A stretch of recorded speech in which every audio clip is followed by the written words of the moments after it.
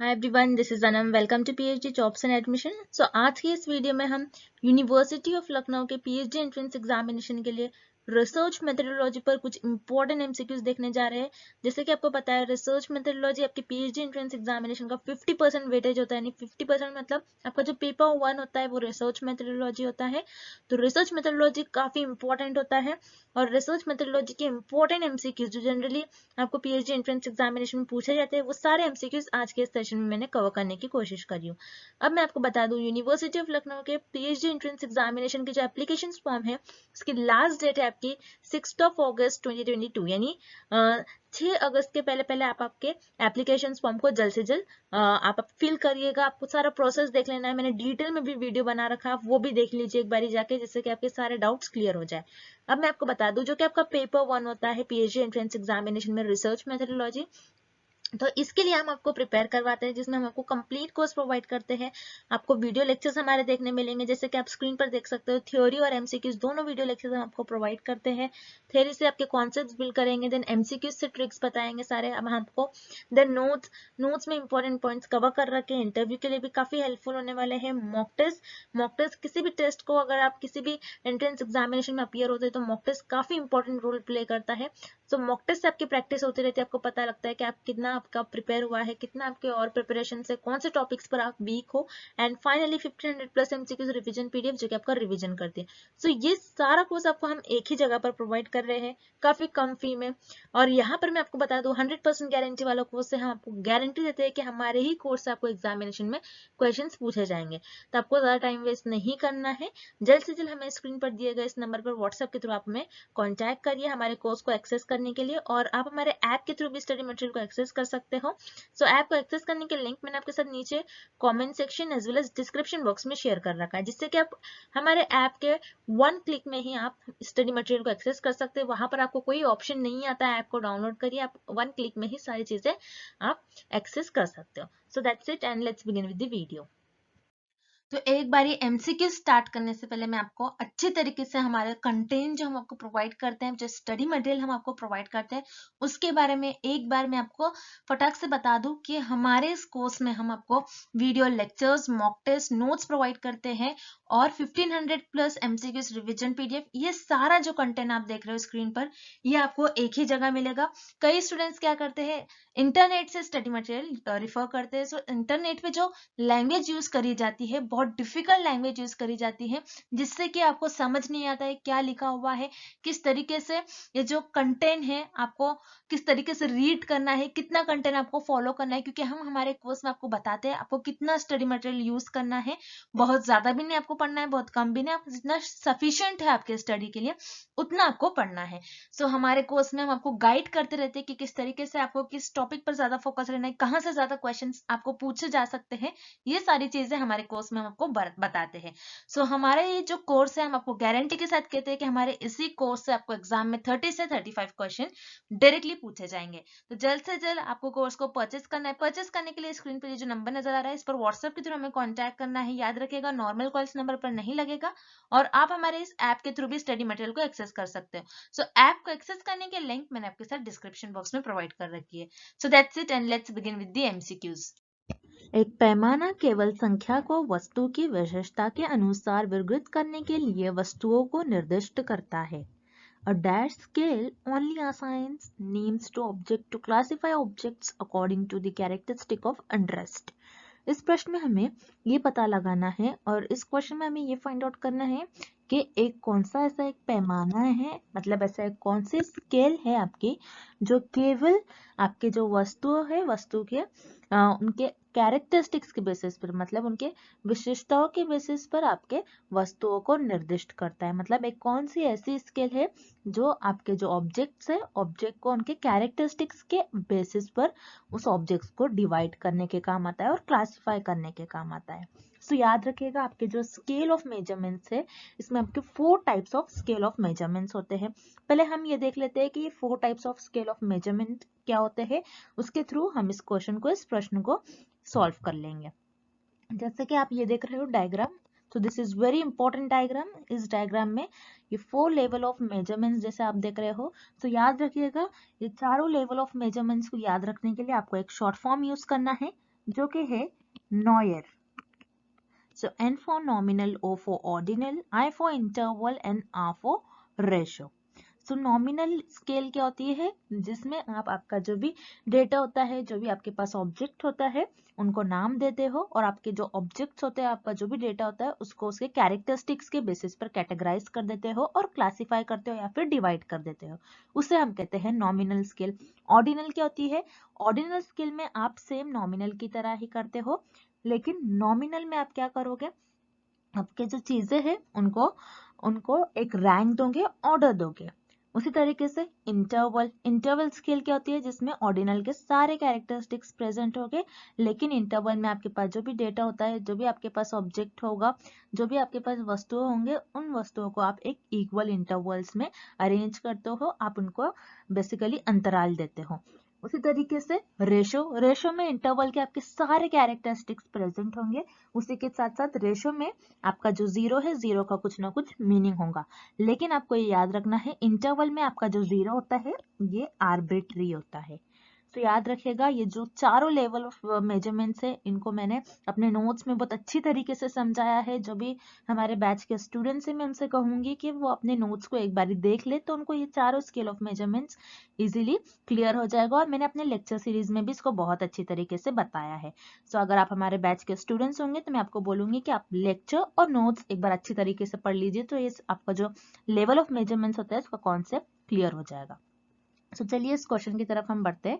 जैसे कि इस प्रश्न में आपको दिया गया है एक ऐसा पैमाना, मतलब एक ऐसी स्केल जिसको आप उसके वस्तुओं के विशेषताओं के बेसिस पर उसको कैटेगराइज करते हो, उसको निर्दिष्ट करते हो। मतलब आपके पास जो भी स्केल है, एक ऐसी स्केल जिसको आप उनके ऑब्जेक्ट्स के बेसिस पर उनके ऑब्जेक्ट के कैरेक्टरिस्टिक्स के बेसिस पर डिवाइड करते हो, सो वो स्केल होती है आपकी नॉमिनल स्केल, जिसे हम कहते हैं नाम मात्र स्केल, नाम मात्र पैमाना। ओके, सो इस क्वेश्चन का आपका सही उत्तर हो जाएगा विकल्प 3, जो कि है नाम मात्र, जिसे हम कहते हैं अंग्रेजी में नॉमिनल स्केल। नॉमिनल स्केल याद रखिएगा एक ऐसी स्केल है जिसको आप उसके ऑब्जेक्टिव के कैरेक्टरिस्टिक्स के बेसिस पे क्लासिफाई करते हो या फिर डिवाइड करते हो। मतलब ऐसा एक पैमाना आता है जिसमें आप उनके वस्तुओं की विशेषताओं के बेसिस पर उनको निर्दिष्ट करते हो। सो आपको याद रखना है। सो यहाँ पर जो आपका थर्ड विकल्प है इस प्रश्न का सही उत्तर हो जाएगा। अगला प्रश्न,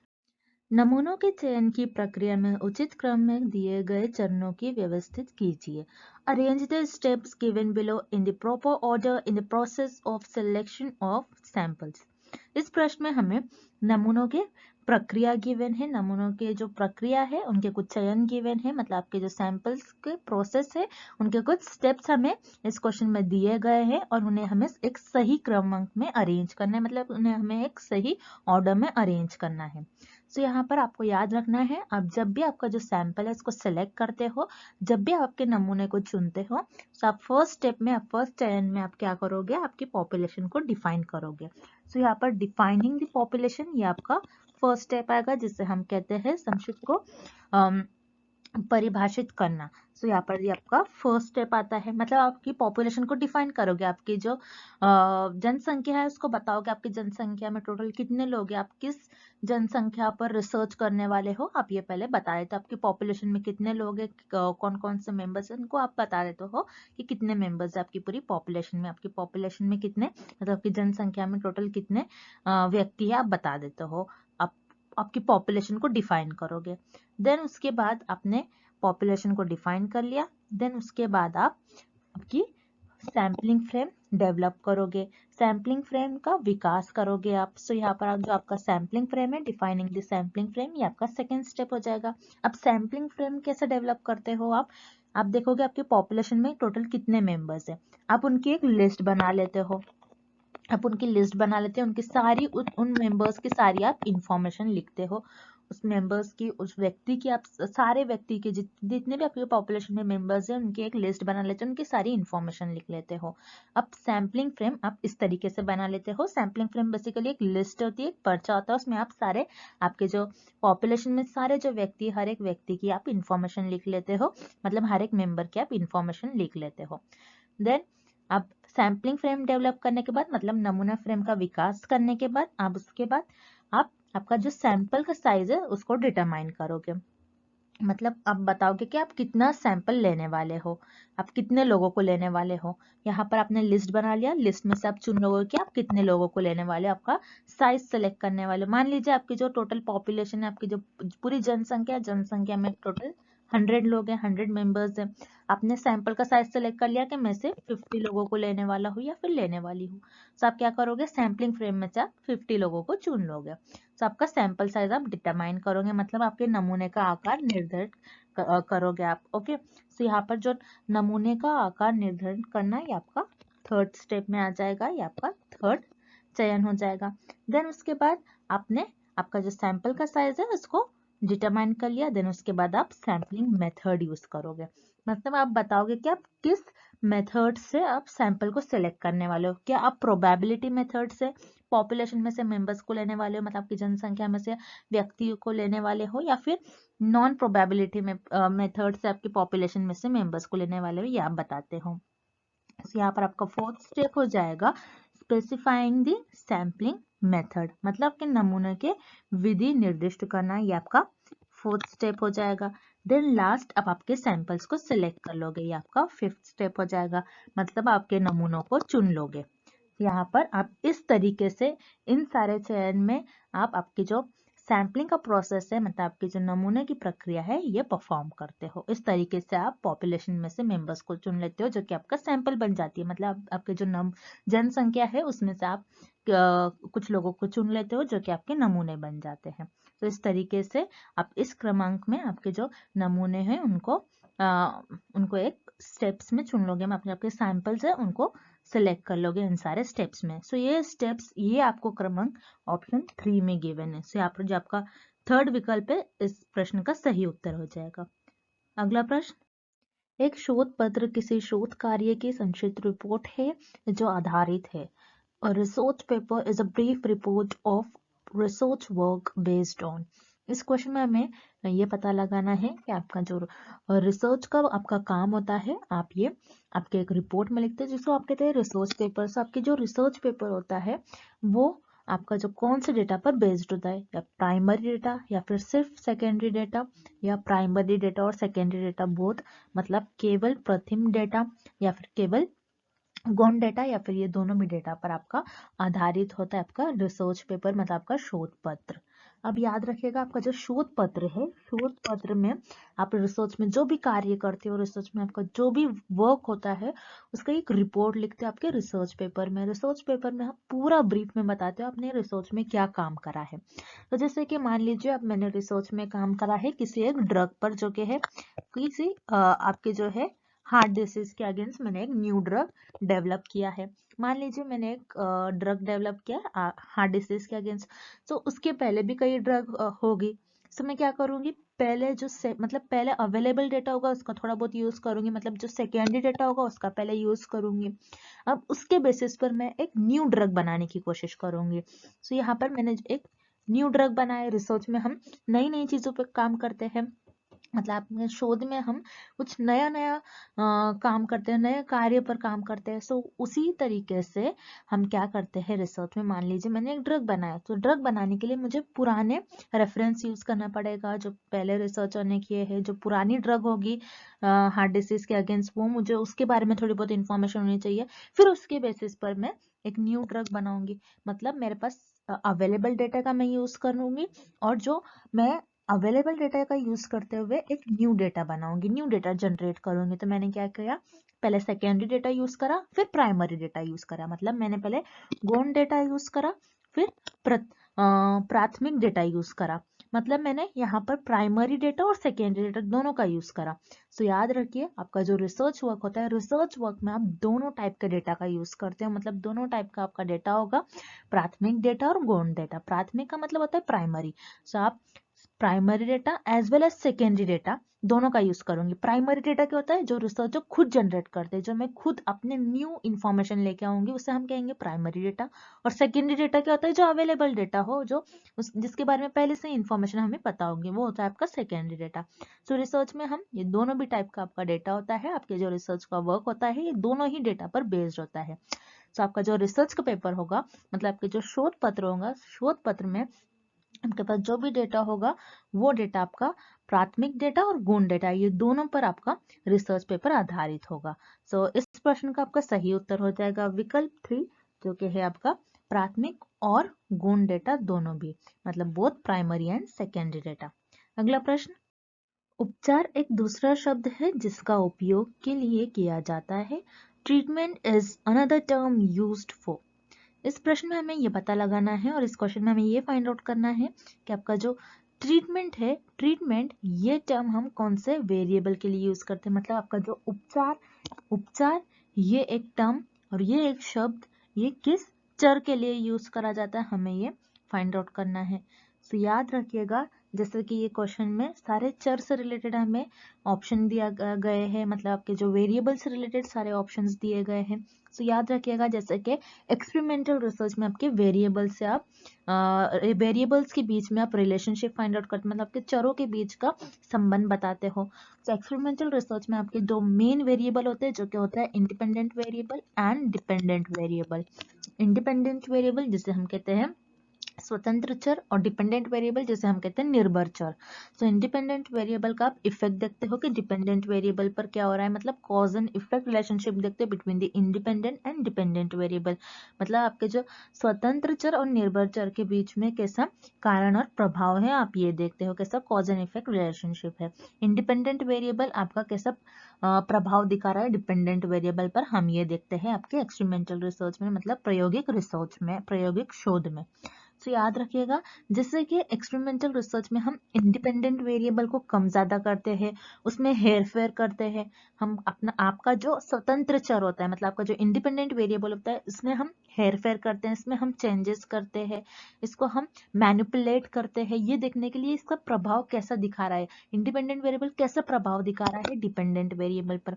सो आपने क्या किया, यहाँ पर इंडिपेंडेंट वेरिएबल के साथ हम छेड़छाड़ कर रहे हैं, मतलब इंडिपेंडेंट वेरिएबल को हम हेर फेर कर रहे हैं, उसको चेंज कर रहे हैं, उसको मैनिपुलेट कर रहे हैं, इसीलिए इंडिपेंडेंट वेरिएबल को हम कहते हैं ट्रीटमेंट वेरिएबल। तो याद रखिएगा, इंडिपेंडेंट वेरिएबल जिसे हम कहते हैं स्वतंत्र चर, स्वतंत्र चर को हम उपचार भी कहते हैं। सो याद रखिएगा, स्वतंत्र चर को हम उपचार चर कहते हैं, मतलब इंडिपेंडेंट वेरिएबल को हम ट्रीटमेंट वेरिएबल भी कहते हैं। सो इस प्रश्न का आपका सही उत्तर हो जाएगा विकल्प सेकंड, जो है कि आपका स्वतंत्र चर इंडिपेंडेंट वेरिएबल। अब जो रिमेनिंग ऑप्शन है उन्हें भी हम एक बार देख लेते हैं। सो फर्स्ट ऑप्शन, फर्स्ट विकल्प आपका निर्भर चर जिसे हम कहते हैं डिपेंडेंट वेरिएबल। सो डिपेंडेंट वेरिएबल को आप ट्रीटमेंट नहीं कहोगे, बल्कि डिपेंडेंट वेरिएबल को आप कहते हो ऑब्जर्व वेरिएबल, जिसको आप सिर्फ ऑब्जर्व करते हो, उस पर कैसा इफेक्ट जो दिखा रहा है आपका इंडिपेंडेंट वेरिएबल, उसके बस इफेक्ट को आप ऑब्जर्व करते हो। सो यहाँ पर जो आपका विकल्प फर्स्ट विकल्प है ये गलत हो जाएगा, आपका फर्स्ट ऑप्शन इनकरेक्ट हो जाएगा। देन मॉडरेटिंग वेरिएबल, मॉडरेटिंग चर जिसे हम मॉडरेटिंग चर कहते हैं। मॉडरेटिंग वेरिएबल क्या होते हैं, जो आपके independent variable as well as dependent variable ये दोनों को अफेक्ट करता है, ये दोनों को हार्म करता है, तो उसे हम कहते हैं मॉडरेटिंग वेरिएबल। सो मॉडरेटिंग वेरिएबल भी इस प्रश्न का गलत उत्तर हो जाएगा। देन इंटरवेनिंग वेरिएबल जिसे हम कहते हैं हस्तक्षेप करने वाला चर, मतलब आपका जो इंटरवेनिंग वेरिएबल होगा ये आपका बताएगा कि आपका जो इंडिपेंडेंट वेरिएबल है और डिपेंडेंट वेरिएबल के बीच में क्या नेटवर्क है, किस वजह से आपका जो इंडिपेंडेंट वेरिएबल है डिपेंडेंट वेरिएबल को अफेक्ट कर रहा है, इन दोनों के बीच का आपको नेटवर्क बताता है आपका इंटरवेनिंग वेरिएबल। सो इंटरवेनिंग वेरिएबल भी मतलब आपका हस्तक्षेप करने वाला चर भी इस क्वेश्चन का, इस प्रश्न का सही उत्तर नहीं होगा। तो याद रखिएगा, उपचर वेरिएबल जिसे ये टर्म और ये शब्द यूज करा जाता है आपके स्वतंत्र चर के लिए, मतलब आपका जो ट्रीटमेंट ये टर्म है आपका यूज करा जाता है इंडिपेंडेंट वेरिएबल के लिए। सो इस क्वेश्चन का आपका, इस प्रश्न का सही उत्तर हो जाएगा सेकेंड विकल्प, जो कि है इंडिपेंडेंट वेरिएबल स्वतंत्र चर। अगला प्रश्न, जनसंख्या जनगणना डैश शोध का एक उदाहरण है। Population census is an example of dash research. इस प्रश्न में हमें पता लगाना है आपकी जो जनसंख्या जनगणना है, जनसंख्या जनगणना ये किस शोध का उदाहरण होगी, मतलब आपकी जो पॉपुलेशन सेंसस है ये किस रिसर्च का एग्जाम्पल होगी, हमें ये पता करना है। सो पॉपुलेशन सेंसस मतलब कि जो जनसंख्या जनगणना होती है, ये इस शब्द का अर्थ क्या होता है आपको पहले ये पता होना चाहिए, मतलब पॉपुलेशन सेंसस का मीनिंग क्या होता है आपको पता, ये पहले पता होना चाहिए। पॉपुलेशन सेंसस क्या होता है आपके जिसमें आप पॉपुलेशन में से हर एक मेंबर से इंफॉर्मेशन कलेक्ट करते हो। यहाँ पर आप कोई सैंपल्स नहीं लेते हो, आप पूरी पॉपुलेशन से इंफॉर्मेशन कलेक्ट करते हैं। पॉपुलेशन में जितने भी मेंबर्स होंगे हर एक मेंबर से इंफॉर्मेशन कलेक्ट करते हैं। मतलब आपकी जो जनसंख्या होती है, जनसंख्या में से हर एक व्यक्ति से आप इंफॉर्मेशन कलेक्ट करोगे। यहाँ पर आप आपका नमूनों को नहीं चुन सकते हो, बल्कि आप पूरे पॉपुलेशन में से हर एक मेंबर से आप इंफॉर्मेशन कलेक्ट करते हो। उसे हम कहते हैं जनसंख्या जनगणना, जिसे हम पॉपुलेशन सेंसस कहते हैं। तो पॉपुलेशन सेंसस में मतलब कि जनसंख्या जनगणना में आप क्या कर रहे हो, हर एक व्यक्ति से आप इंफॉर्मेशन ले रहे हो, हर एक व्यक्ति से, हर एक मेंबर से पॉपुलेशन के इंफॉर्मेशन आप कलेक्ट कर रहे हो। तो यहाँ पर आप क्या कर रहे हो, सर्वे कंडक्ट करवा रहे हो। सर्वे के थ्रू आप क्या करोगे, पॉपुलेशन में से हर एक मेंबर से इंफॉर्मेशन कलेक्ट करते हो। तो यहाँ पर आपके जो जनसंख्या जनगणना है, मतलब पॉपुलेशन सेंसस है, ये आपके सर्वे रिसर्च का एग्जाम्पल होगी, मतलब आपके सर्वेक्षण शोध का उदाहरण होंगे। तो याद रखना है आपको, जो आपका पॉपुलेशन सेंसस है, मतलब आपकी जो जनसंख्या जनगणना है, ये भारत में हर 10 साल पर करवाया जाता है ये सर्वे, जिसके थ्रू आप जनसंख्या में से हर एक व्यक्ति के थ्रू जो आपकी गवर्नमेंट है, जो सरकार है, वो इंफॉर्मेशन कलेक्ट करती है। तो यहाँ पर आपका जो पॉपुलेशन सेंसस है, ये आपके सर्वे रिसर्च का एग्जाम्पल होगी, मतलब आपकी जो जनसंख्या जनगणना है, ये आपके सर्वेक्षण शोध का उदाहरण होगी। तो यहाँ पर जो आपका फर्स्ट विकल्प है, इस प्रश्न का सही उत्तर हो जाएगा। अब जो रिमेनिंग ऑप्शन है, उन्हें भी हम एक बार देख लेते हैं।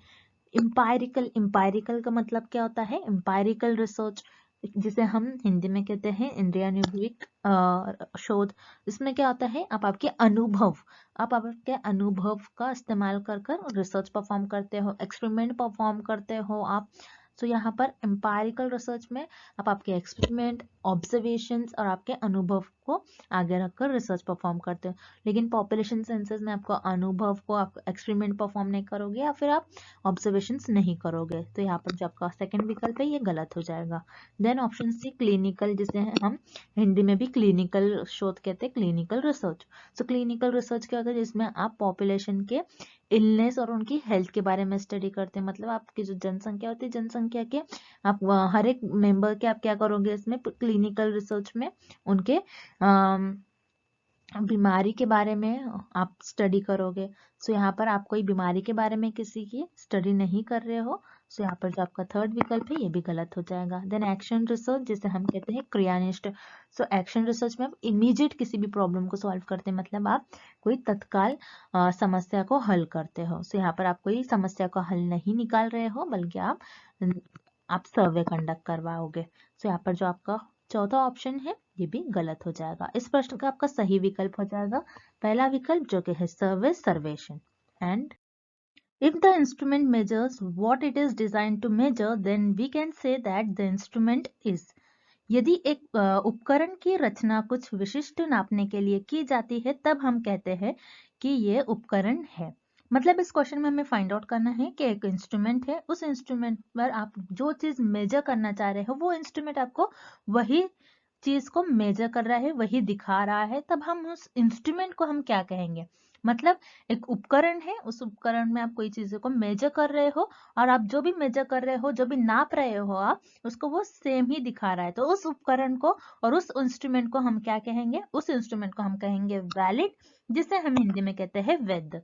तो यहाँ पर आपका विकल्प ए, मतलब ऑप्शन ए करेक्ट हो जाएगा, वैध जिसे हम वैलिड कहते हैं। अब वैलिड क्या होता है, अब जैसे मान लीजिए आपका एक्चुअल वेट 60 केजीज है, ओके, और आपने वेइंग मशीन में वेट किया और आपका वेट भी आ रहा है 60 केजीज। तो इस केस में आप क्या कहोगे, आपकी जो ये वेइंग मशीन है वो वैलिड है, मतलब आपका जो एक्चुअल वेट था वो वही वेट दिखा रही है। मतलब आप जो एक्चुअल में नापना चाह रहे थे, जो आप एक्चुअल में मेजर करना चाह रहे थे, वो वही चीज दिखा रहा है। तो इस केस में आप कहोगे आपकी जो वेइंग मशीन है ये वैलिड है। तो यहाँ पर आपका जो मेजर करना चाह रहे थे वही दिखा रहा है इंस्ट्रूमेंट, तो उस केस में हम कहेंगे आपका जो इंस्ट्रूमेंट है वो वैलिड है। सो यहाँ पर आपको ऑप्शन ए वैलिड और विकल्प ए वैध, ये सही हो जाएगा। अब जो रिमेनिंग ऑप्शन है उन्हें भी हम देख लेते हैं। रिलायबल, जिसे हम कहते हैं विश्वसनीय। तो रिलायबल क्या होता है, जैसे मान लीजिए आपका एक्चुअल वेट 60 केजीज है, हम फिर से वही एग्जांपल लेते हैं, आपका एक्चुअल वेट 60 केजीज है, और आपने वेइंग मशीन लिया और आपने बार बार वेट किया। मान लीजिए आपने 3 बार वेट किया और तीनों भी बार आपका 56 और 56 केजीज वेट आ रहा था। तो यहाँ पर आपने क्या किया, 3 बार आपने वजन किया और आपका वजन तीनों भी बार 56, 56 और 56 से आ रहा था। मतलब इस केस में आप जो नापना चाह रहे थे, आपकी जो एक्चुअल मेजरमेंट है, आपकी जो एक्चुअल रीडिंग है, वो नहीं दिखा रहा है मशीन। सो इस केस में आपका हो गया, आपकी जो वेइंग मशीन है ये रिलायबल है। सो यहाँ पर आपका ऑप्शन बी इनकरेक्ट हो जाएगा, क्योंकि रिलायबल क्या होता है, जो एक्चुअल में होता है उसको वो मेजर नहीं कर पाता है और बार बार रीडिंग लेने पर सेम ही आती है, उसे हम कहते हैं रिलायबल। देन यूजफुल, यूजफुल का मतलब होता है जिसे हम उपयोग करते, जिसे हम यूज करते हैं। सो यहाँ पर यूजफुल तो इस क्वेश्चन का करेक्ट ऑप्शन नहीं हो जाएगा। Then option D practical, practical मतलब जिसे हम कहते हैं व्यवहारिक, मतलब आप जिसे चीजों को टेस्ट करते हो उससे हम कहते हैं प्रैक्टिकल में आप क्या करते हो, चीजों को टेस्ट करते हो, लेकिन यहाँ पर प्रैक्टिकल में आपको जो आप मेजर करना चाह रहे हो वो नहीं दिखा पाता। सो यहाँ पर आप जो आपका ऑप्शन डी है ये भी गलत हो जाएगा। तो ऐसा इंस्ट्रूमेंट जिसमें आप जो चीजों को मेजर करना चाहते हो वो वही दिखा रहा है, तो उस इंस्ट्रूमेंट को हम कहते हैं वैलिड। सो यहाँ पर आप जो आपका विकल्प ए है वैध और जो आपका ऑप्शन है वैलिड, ये सही हो जाएगा। नेक्स्ट क्वेश्चन, निम्नलिखित में से कौन सा शोध प्रक्रिया शुरू करने में पहला कदम है? Which of the following is the first step in starting the research process? इस प्रश्न में हमें ये पता लगाना है और ये फाइंड आउट करना है कि दिए गए विकल्प में से कौन सा एक ऐसा विकल्प है जो किसी शोध प्रक्रिया शुरू करने में पहला कदम होता है, या फिर कौन सा एक ऐसा ऑप्शन है जो किसी रिसर्च प्रोसेस का फर्स्ट स्टेप होता है, रिसर्च प्रोसेस को स्टार्ट करने में फर्स्ट स्टेप होता है, वो कौन सा फर्स्ट स्टेप होता है, हमें ये पता लगाना है। सो याद रखिएगा, किसी भी शोध प्रक्रिया शुरू करने में जो हम पहला स्टेप लेते हैं, पहला कदम क्या लेते हैं हम, कि हम उस प्रॉब्लम को आइडेंटिफाई करते हैं। सो आइडेंटिफिकेशन ऑफ द प्रॉब्लम मतलब समस्या की पहचान। हम कोई भी समस्या होती है उसको पहले हमको पहचानना होता है। अगर आप समस्या को पहचानोगे तभी उसके बारे में आगे खोज कर पाओगे। तो याद रखिएगा, शोध प्रक्रिया शुरू करने में जो पहला कदम होता है, जो पहला स्टेप होता है, वो होता है किसी भी समस्या की पहचान। आपको पहले एक समस्या पता होनी चाहिए, उस समस्या को आपको पहचानना होगा, तभी तो आप रिसर्च कर पाओगे, तभी तो आप आपकी शोध स्टार्ट कर पाओगे, शोध प्रक्रिया शुरू कर पाओगे। ओके, अब जो रिमेनिंग ऑप्शन है हम वो भी देख लेते हैं। जो गलत ऑप्शन आपको, जो गलत विकल्प दिए गए हैं आपको, हम वो भी देख लेते हैं। Searching source of information to locate the problem मतलब समस्या का पता लगाने के लिए जानकारी के खोजना। मतलब आपने क्या करा, आपकी जो समस्या है उसको पता लगाना चाहा, आपने उसका कुछ अपने सोल्यूशन पता लगाना चाहे, तो उसके लिए आपने क्या करा, कोई चीजों को खोजा, अपने उस समस्या को पता लगाने के लिए आपने क्या करा, कुछ इंफॉर्मेशन खोजा। तो आपको तो इतना पता होना चाहिए, अगर आपके पास प्रॉब्लम ही नहीं पता आपको, तो आपको समस्या की ही पहचान नहीं है अभी तक, तो उसके बारे में आप इंफॉर्मेशन कैसा खोजोगे, आप उसके बारे में जानकारी कैसा खोज सकते हो। तो यहाँ पर आपका जो है विकल्प ए गलत हो जाएगा, इनकरेक्ट हो जाएगा। देन विकल्प B survey of related literature मतलब संबंधित रचना का सर्वेक्षण। आप क्या कर रहे हो, सर्वे करवा रहे हो, मतलब आप इंफॉर्मेशन कलेक्ट कर रहे हो। अगेन आप क्या कर रहे हो, एक तरीके से जानकारी खोज रहे हो। जैसे मैंने आपको अभी बताया है, क्या अगर आपको तो पहले समस्या पता होना चाहिए, तभी आप आगे रिसर्च कर पाओगे, तभी आप आपका शोध की प्रक्रिया शुरू कर पाओगे। बिना आपको किसी समस्या की पहचान के आप कैसा शोध स्टार्ट करोगे, आप कैसा आपकी शोध प्रक्रिया शुरू करोगे। तो यहाँ पर आपका जो विकल्प भी आपको गिवन है ये भी गलत होगा। देन विकल्प डी हम देख लेते हैं, जो कि है searching for solution to the problem. Again यहाँ पर आपको ऑप्शन ए बी और डी तीनों का भी मतलब सेम ही है। आप क्या कर रहे हो, वो किसी भी समस्या का हल निकाल रहे हो, समस्या का समाधान खोज रहे हो, उसका सोल्यूशन फाइंड आउट कर रहे हो, आप सोल्यूशन सर्च कर रहे हो। तो आप क्या कर रहे हो, समस्या का समाधान खोज रहे हो। आपने क्या करा, मैंने आपको पहले ही बताया कि फर्स्ट स्टेप क्या होता है, किसी भी रिसर्च प्रोसेस का फर्स्ट स्टेप क्या, फिर किसी शोध प्रक्रिया को शुरू करने का जो पहला कदम होता है कि आप कोई समस्या को पहचान लेते हो। बिना समस्या को पहचाने बगैर आप उस समस्या का कैसे समाधान खोज करोगे, उसका कैसा सोल्यूशन कैसे खोज करोगे आप। ओके, तो पहले आप क्या करोगे, किसी भी रिसर्च प्रोसेस का, किसी भी शोध प्रक्रिया का शोध प्रक्रिया को शुरू करने में जो पहला कदम होता है, जो फर्स्ट स्टेप होता है, वो होता है आइडेंटिफिकेशन ऑफ ए प्रॉब्लम मतलब समस्या का पहचान। किसी भी समस्या को आपको पहचानना होगा, तभी आप आगे रिसर्च कर पाओगे, तभी आप आगे शोध कर पाओगे। इसलिए आपका इस प्रश्न का करेक्ट उत्तर हो जाएगा, आपका इस प्रश्न का सही उत्तर हो जाएगा विकल्प सी, समस्या की पहचान, that is identification of the problem. and thank you for watching this video. Good luck with your preparation and see you tomorrow with another video.